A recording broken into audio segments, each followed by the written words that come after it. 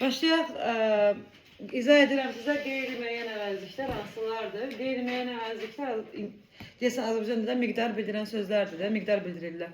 Qeyri-müəyyən əvəzliklər hansılardır? Sam və enini sizə izah edirəm. Sam və eni əvəzlikləri.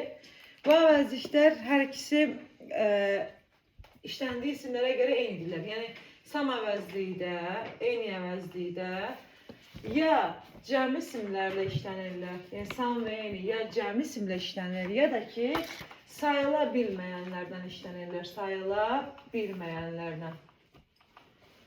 Burada aydındırmı? İki növ isimlər hər ikisi gələ bilər. Məsələn, deyə bilərik some books, elədirmi?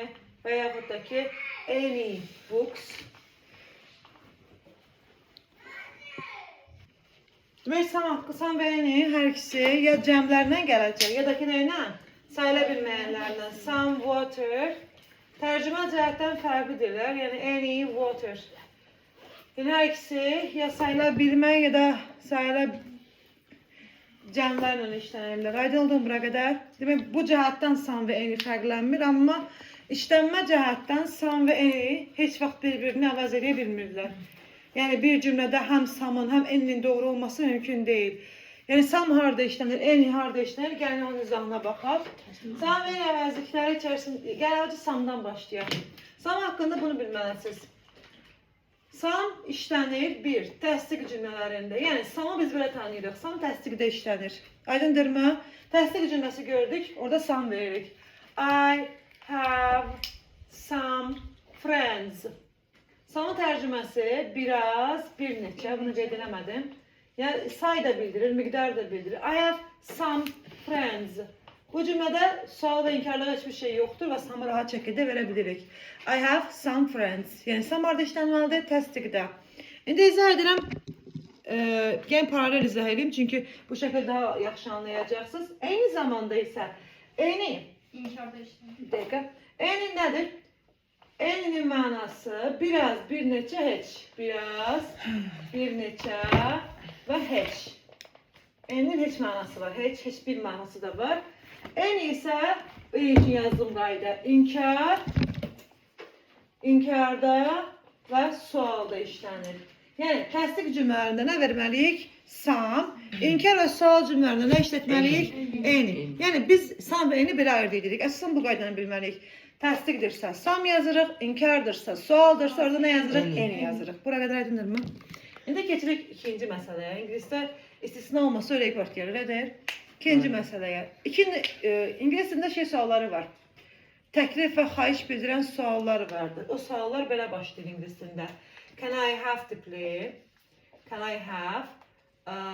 Would you like sualları? Would you like? Would you like?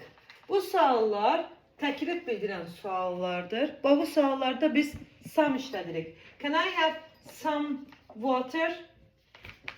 Biraz su içə bilərəmmi? Would you like some tea? Bir qədər çay istərdinizmi? Bu sualdır, amma normal sual cümləsi deyil. Adi suallar hansı məqsədlə verilir? Sual meti hansı məqsədlə verilir? Məlumat almaq məqsədi. Bu suallar başına üçün verilir. Məlumat almaq məqsədi var mı burada? Bu sual sadəcə nə edir? Təklif verir, elədirmi? Və yaxud bir şeyə xahiş edir. Hansı suallardır onlar? Gəlin altından xət çəkək. Can I have sualları və would you like sualları. Aydındırmı?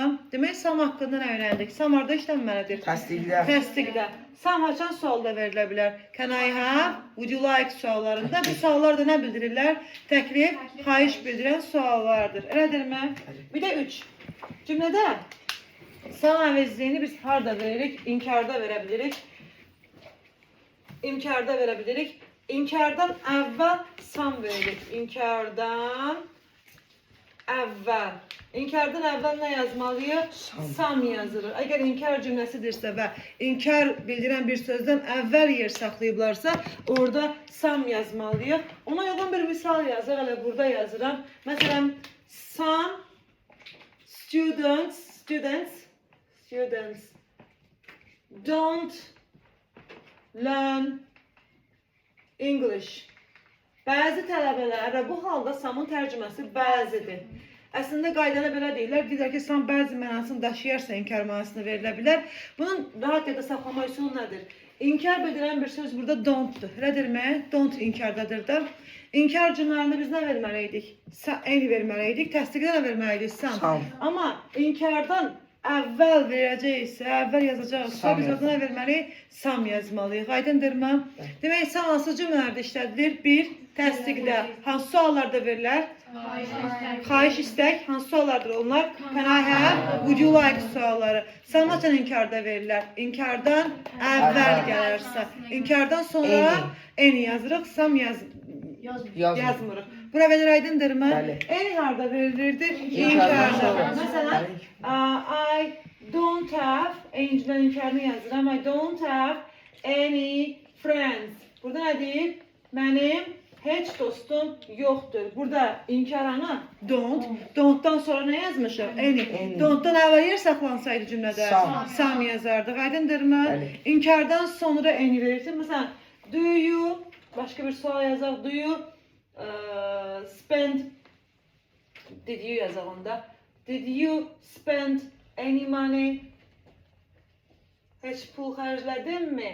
Biz burada yəni sual cümləsi olduğu üçün sual cümlələrlə başlayır. Əmizarla, was wordlə, sual sözləri ilə, elədirmi? Biz sual cümlələrində nə yazırıq? Eni yazırıq. Aydındırmı? Normalda sual cümləsi, inkar cümləsi gördük. Nə yazırıq? Eni. Təsdiq cümləsi gördük. Sam. İnkardan əvvəl yer saxlayırlar. Sam. Would you like sualıdır. Sam. Can I have sualıdır. Sam. Amma qalan hallarda sual və inkarlarda nə verməliyik? Eni verməliyik. Aydın oldu mu? Bunu elə burada anlamağa çalışın. Başa düşmədiniz bir şey var mı? İndi eni harda işlənirdi? İnkarda. İndi mən sizə bir qayda izah edirəm. O testdə görməyəcəksiniz. Amma testdə görəcəyiniz qaydanı bilirəm. Eninin ikinci bir mənası var. Biz bayaq nə dedik? Eni sual və inkar demişdik. Demişdik ki, onlar cəm isimlə verilə bilər. Elədirmi? Amma eni bir dəqiqə, buralara çıxmamış, biləm sizə bunu izləyəlim. Törəmələr nə idi? Mürəkkəb əziklərdir. Hansılardır onlar? Bəli, inkar törəmələr. İndi saman və eninin törəmələri var. Somebody, nə biləm, yox, enini əlavə eləmir. Some və eninin törəmələri. Someone, sonra something, elədirmi? Anybody, anyone, və anything. Törəmə haqqında biz qayda keçmişdik. Törəmə haqqında nə bilirik? Törəmələr nə işlənməz? Oflar işlənməz. Törəmələr isimlər işlənməz. Törəmələr nədirlər? Təkdirlər və tək feillər əlavə edirlər. Elədirmi? İndi törəmələrdən samın törəmələri sam qaydasına uyğun olmalıdır. Samın qaydası necə idisə sam doğru aiddir.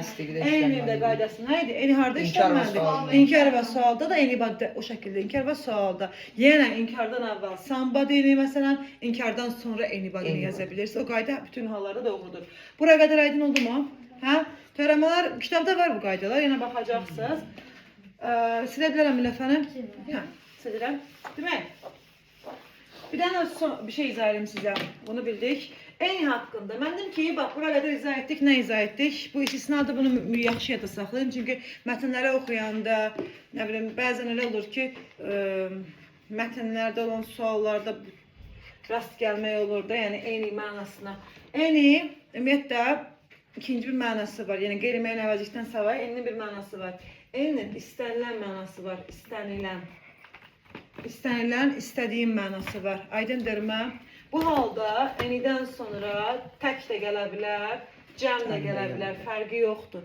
Bu halda enidən sonra nə gələ bilər? Tək isim də gələ bilər, cəm isim. Bunu testdə çox görməlisiniz, çünki biz təsdiqlər üçün demişik, sam demişik, inkarlar üçün demişik, eni demişik. Eni bu halda təsdiqdə gələ bilər. Peki belə bir üsulla deyim, təsdiqdə gələn eni istənilən mənasını daşıyır. Aydındırmı? Məsələn, qısa situasiyalarda məsələn yazır ki, anyone can come. Belə bir cümlə yazır. Baxın, məsələn də inanmıyorum. Anyone can come. Bu necə cümlə? Təsdiqdə inkardır. Təsdiq cümlədir. Buraya qədər bax, təsdiq cümlədir. Təsdiqdə verilən eninin mənası istənilən deməkdir. Aydındırmı? Anyone can come. İstənilən bir kəs gələ bilər. İstənilən, yəni hər kəs gələ bilər. Əslində biz bunu hər kəs, everybody can come deyə bilirik. Aydındırmı? Hər kəs gələ bilir deyə bilirik. Başlara bilirəm. Yəni anyone nə deməkdir təsdiqdə? Təsdiqdə any görsənici tərcümə edirsiniz. İstənilən kimi tərcümə olunur. Aydındırmı? Məsələn, başqa bir cümlə yazırıq. Məsələn, deyək ki, you can istədilən kitabı götürə bilərsən. Bu necə yazırıq ingilis dilində? İstənilən kitabı götürə bilərsən. Baxın, deyirəm, baxın. You can take any book. Book da olar, books da olar. İstənilən kitabı götürə bilərsən. Yəni təsdiqdə any görsəz, necə tərcümə edəcəksiniz? İstənilən kimi. Aydındırmı? Amma testlərdə mən inanmıram çox görəsiniz. Testdə bunu vermirlər. Testdə bayaq dediyim qaydalarda baxırıq, yəni ona uyğun. Amma bir belə bir qeyd var. If cümlələrində, cümlədə ki if varsa, bu qeyddir, yaxşı qeyddir bu. Hardly sözü varsa, hardly. Və without sözləri. Bu sözlər harda varsa, həmin sözlər olan yerdə biz any yaza bilirik. Aydındırmı? Bu test qeydidir, testə aid bir qeyddir. If'i gördüyümüz yerdə, hardly'ni gördüyümüz yerdə, without'u gördüyümüz yerdə nə yazmalıyıq? Any. Təsdiq inkar artıq burada baxmırıq. Aydındırmı? Bu sözləri görsək any yazırıq. Aydın oldu mu? Necə ki, samın inkarda işlənə variantı var idi. Any təsdiqdə işlənə bilir. Təsdiqdə if, hardly, without sözlərindən sonra işlənə bilir. Bir də istənilən mənasını daşıyanda işlənə bilir. Başlaya bildinmi? Samveni haqqında bu qədər. Son bir dənə qeydə qalmışdır. Onu da yadıma gəlmişkən deyim. Ofla işlənməyə baxırdıq, elə idimi? Demək, samveni hansı isimlərlə işlənə bilirlər? Ya, hansı isimlərlə işlənə bilir? Ya nə ilə? Cəmlərlə, ya yaxud nə ilə? Ya cəm isimlə, ya sayıla bilməyənlərlə. Samveni, hər ikisi samveni ofla işlənə bilərlər. Bu halda cəm isim həmişə olurdu, bunu bilirdik, deyilmi? Amma xəbər sizcə cəm olar tək? Some of my friends, dostlarımdan bəziləri. Hə? Cəmdir, təkdir. Cəmdir. Some of my friends, məsələn, are Turkish. Dostlarımın bir neçəsi Turkishdir. Bir nəfərdən danışırım, bir neçə nəfərdən danışırım. Demək, some of, ümumiyyətlə, any of, həmişə cəm xəbərlə istifadə olunur. Cəm xəbərlə istifadə olunurlar. Buraya qədər oldu mu? Bəli. Son bir deyə gedirik, bir də qeydimiz qaldı. Testlərdə nə görürük, onu mən sizə deyim. Əslində, siz qeyd edin bunu, ya kitabda varsa, some və any əslində isimlə işlənməlidir. Bunları isimsiz çox az görərsiniz.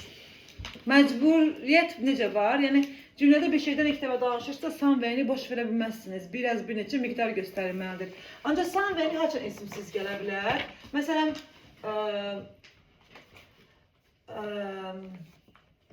məsələn, belə deyək, are there any people in the hall? Məsələn, belə bir sual verilir, haçan isimsiz gələ bilər? Məsələn, baxın, deyir, zalda insanlar, heç insan varmı? Zalda heç insan varmı? Biz nə deyə bilərik? Yes, there are some. Burada biz bu halda sual-cavab tipli testlərdə some və any boş yaza bilirik, yəni isimsiz yaza bilirik. Aydındırmı? Amma normal bütün hallarda some və any'dən sonra biz ismi axtarırıq. Aydındırmı? Burada mən some yazdım. Some'dan sonra gəlmədi. Hansı söz iti burada? Nədən danışırıq? İnsan. Hə? İnsanlarda. Demək, burada soruşur, kimi soruşur? People soruşur. Dirə dedim, buradakı isim nədir? People. Əşya haqqında bir dəfə danışmışıqsa, ikinci halda həmin əşyanı təkrarlamırıqsa biz some və any boş saxlayırıq. Aydındırmı?